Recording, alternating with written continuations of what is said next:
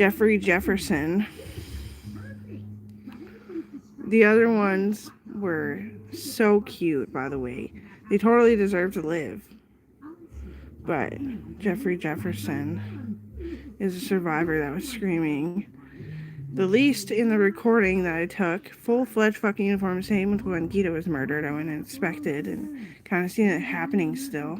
That's fucked. He's like my best friend. He was my husband's best friend, for real. Hiding in full-fledged uniform from this little fucking peckerhead that went to my school, and like we were supposed to love each other, like love thy neighbor, and he ruined everything about high school. When it was doing bad, it was because of him. He was there, that's why. Or somebody was missing and he wasn't there either, and then you'd come back suspiciously. It's making me really fucking sick. I'm getting really fucking sick because Job for a Cowboy is mine, and that's real. That's real. I went in there and recorded it for evidence that I'm not letting go of this.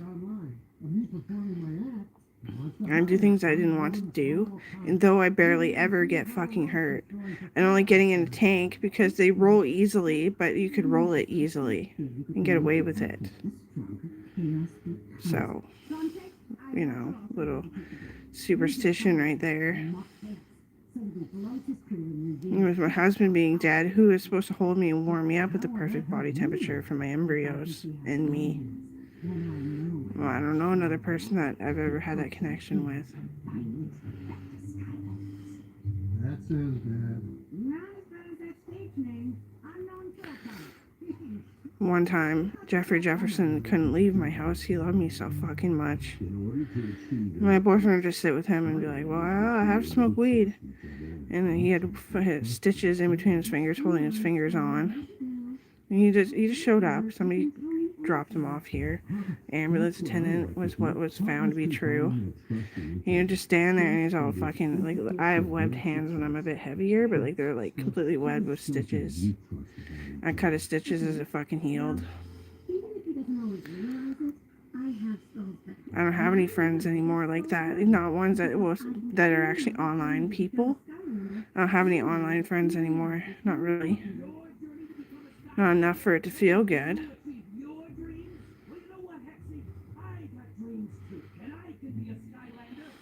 And what I did is they weren't in that shed. I checked it. Then I kept seeing commotion and all this stuff. And we're setting a minefield by the shed. And yeah, me and John McIntyre.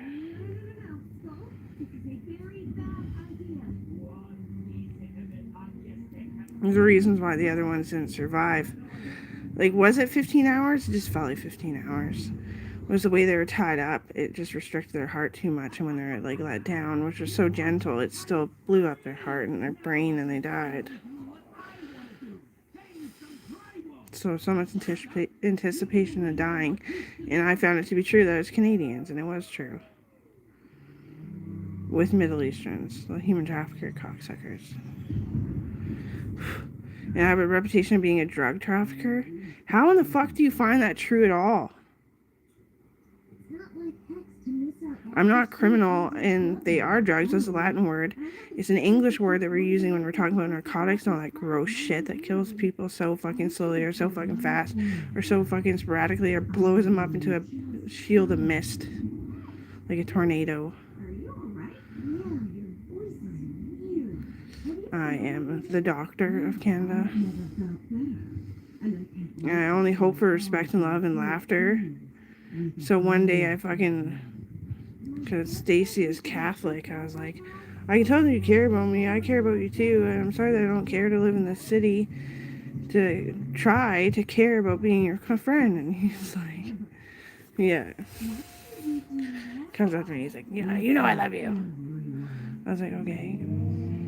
Because, like, they're all, like, all the friends that I ever made were all a victim of some way but didn't want to be victims. So we play a lot of music, smoke a lot of weed. I never smoked the weed. I'd try it every once in a while because it's so tempting. Like, you guys seemed happier than me, and you've been through actually quite a bit more. I don't really have a med.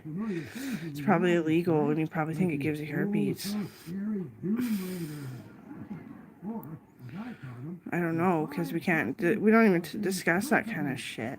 Is that for a kid that graduates high school to put the understanding and make us understand? I can't do that stuff anymore. I bought a laptop and it's freezing and it's doing those retarded shit because I'm not using it for just a Word document. It's just a Word document computer.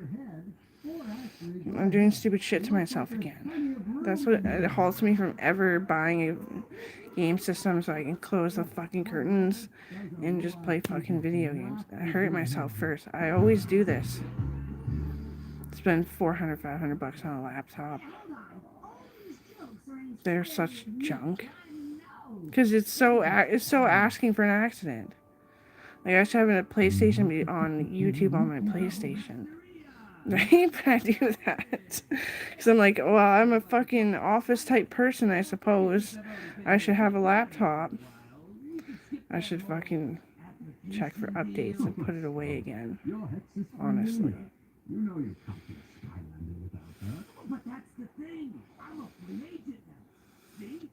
I forgot his fucking name.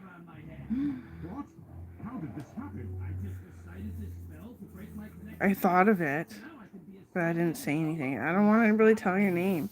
But he invited me to this police recommendation party, and I did my speech, and my back was so sore I kept stopping. But it was okay. I did what I needed to do. And I actually, when I coughed, I didn't drool on my hand, which is good. Which means I'm a bit more prideful in myself when I get to do speeches than moseying around being fat. I don't like being fat, but I didn't like how skinny I was at one point.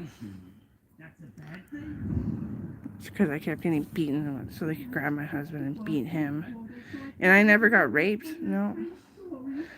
No. Not even.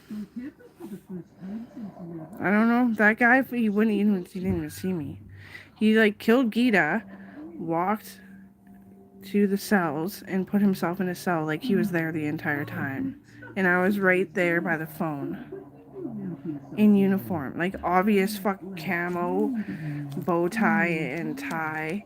Like I'm a real official and I'm watching you, cocksucker. And you didn't even think to remember and learn that how many people were there, to think, to count, to kill more.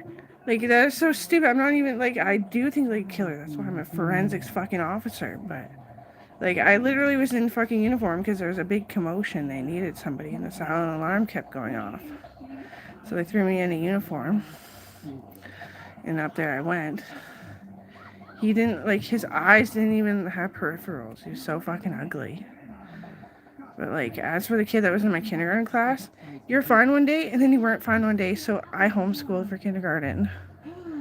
Thanks for the heads up. I'm alive. Thank you. Even though you're so retarded, you probably don't understand. Coffee's ready.